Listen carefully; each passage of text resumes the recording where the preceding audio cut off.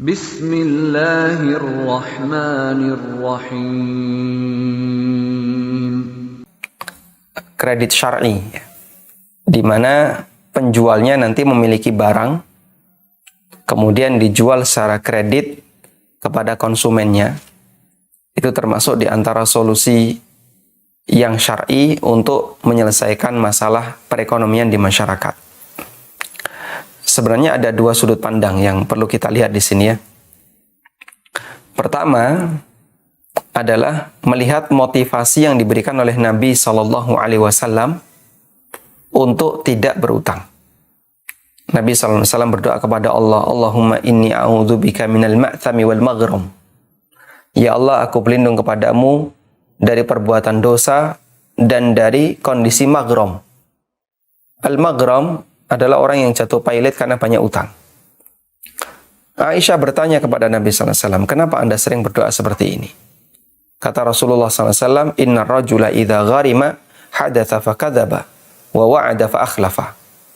Orang kalau sudah kondisinya pailit, banyak utang, kalau ngomong nggak bisa dipegang, kalau janji sukanya mengingkari. Dan itu realita yang ada di masyarakat kita.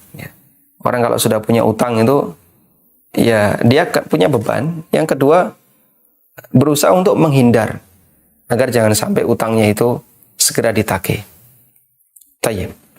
Nabi SAW juga pernah bersabda, La tukhifu anfusakum ba'da amniha. Janganlah kalian menakut-nakuti diri kalian setelah Allah memberikan jaminan keamanan. Lalu para sahabat bertanya, wa madzaka ya Rasulullah? Apa yang bisa menyebabkan kita itu jadi takut? Apa yang dimaksud menakut-nakuti diri itu ya Rasulullah? Qala ad-dain. Kata beliau SAW, itu adalah utang. Karena utang itu nambahi beban bagi hamba yang sebenarnya itu bukan bebannya. Baik. Namun di saat yang sama Nabi SAW berutang. Dari mana kita bisa lihat beliau sampai meninggal dunia? Baju besi, baju perang yang beliau gadaikan di tempat orang Yahudi belum sempat ditebus. Karena beliau beli gandum. Namanya suami berkewajiban untuk memberikan nafkah bagi seluruh keluarganya.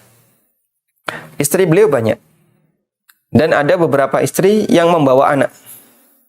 Anak dari suami sebelumnya. Dan mereka ikut bersama keluarga Nabi SAW. Lalu Nabi SAW beli gandum untuk dijadikan sebagai nafkah bagi mereka. Tapi beliau nggak punya alat bayar, nggak punya uang. Akhirnya apa yang dilakukan?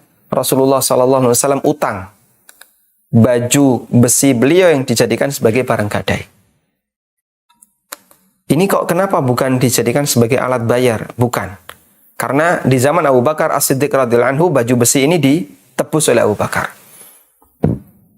Sehingga ini bukan alat bayar, tapi baju besi ini adalah barang gadai. Bisa kita lihat, buktinya adalah Abu Bakar menebusnya. Kalau itu alat bayar, berarti ketika Nabi SAW nggak bisa bayar sampai meninggal dunia, itu dianggap sudah lunas. Ternyata belum lunas. Dibebaskan baju besi itu, ditebus, dan dilunasi utang Rasulullah SAW. Baik. Dari sudut pandang ini, maka kita bisa melihat bahwa utang di posisi ini diperbolehkan bagi mereka yang membutuhkan. Sebagaimana yang dialami oleh Rasulullah SAW dan termasuk juga para sahabat yang lainnya. Zubair bin Awam meninggal dunia dan beliau memiliki banyak utang. Tapi beliau punya banyak aset untuk warisan. Dan saat aset itu dijual, bisa dipakai untuk nutupi utang-utangnya Zubair bin Awam. Sampai meninggal dunia. Baik, dan cerita seperti ini cukup banyak terjadi di kalangan beberapa orang di masa silam. Ini sudut pandang yang pertama. Kemudian yang kedua adalah kita melihat sisi yang lain. Bahwa keberadaan teman-teman membuka jual beli kredit syar'i, ada lembaga kredit syar'i, keberadaan mereka sebenarnya merupakan alternatif agar masyarakat tidak mengambil kredit ribawi. Dalam arti begini, kalau kredit syar'i ini tidak ada di tengah masyarakat, maka masyarakat akan tetap mengambil kredit, namun ke arah kredit ribawi. Sehingga daripada mereka mengambil kredit ribawi, mereka diarahkan, silahkan ambil kredit yang syar'i. Dari sisi harga mungkin sama. Dari sisi teknis pembayaran mungkin sama. Yang beda akadnya. Dan kalau sudah beda akad, ya beda konsekuensi. Sehingga perbedaan akad bisa menyebabkan perbedaan halal haram. Maka kehadiran mereka, salah satu di antara tujuannya adalah biar orang itu nggak maksiat. Sehingga silahkan beralih ke sini daripada nanti kamu berbuat dosa. Karena melakukan transaksi riba. Dan kalaupun ini nggak ada, masyarakat tetap jual beli kredit nggak? Ternyata mereka tetap melakukannya. Tetap ngambil leasing mobil, leasing motor, atau kendaraan yang lainnya. Sekarang seli pun pakai kredit ya. Ada leasing seli? Ya. Mungkin ada. Untuk yang nilainya di atas 10 juta. Ada yang ingin punya seli tapi nggak mampu bayar tunai. Pakai kredit.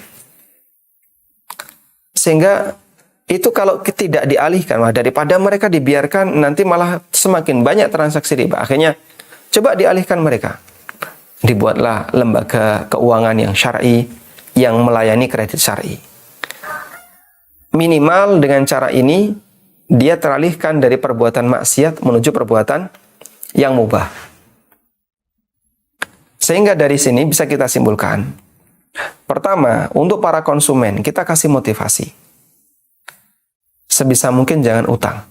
Hiduplah secukupnya saja, apa yang punya silahkan dinikmati. Pak, saya pengen beli motor. Tapi uang saya cuma 5 juta. Boleh nggak saya kredit? Ya silahkan beli motor yang harganya 5 juta. Sesuai dengan kemampuan. Sehingga punya uang 5 juta, jangan ngejar motor yang harganya 20 juta. Anda akan terbebani dengan sesuatu yang lebih berat. Silakan beli motor yang 5 juta. Sesuai kemampuan. Baik. Dan di posisi sebagai penyelenggara, sebagai para penjual, niatkan bahwasanya Anda melakukan ini tujuannya bukan dalam rangka memotivasi masyarakat untuk utang dan utang. Bukan. Namun tujuannya adalah sebagai alternatif. Daripada nanti kalau ini nggak ada, masyarakat melakukan praktek riba, lebih baik mengalihkan mereka ke sini. Dan Anda punya kebijakan secara harga sama, masa cicilan sama, cuman yang beda di akad. Insya Allah kalau tujuannya seperti ini, berarti Anda memberikan solusi bagi masyarakat agar tidak melakukan praktek riba. Wallahu a'lam.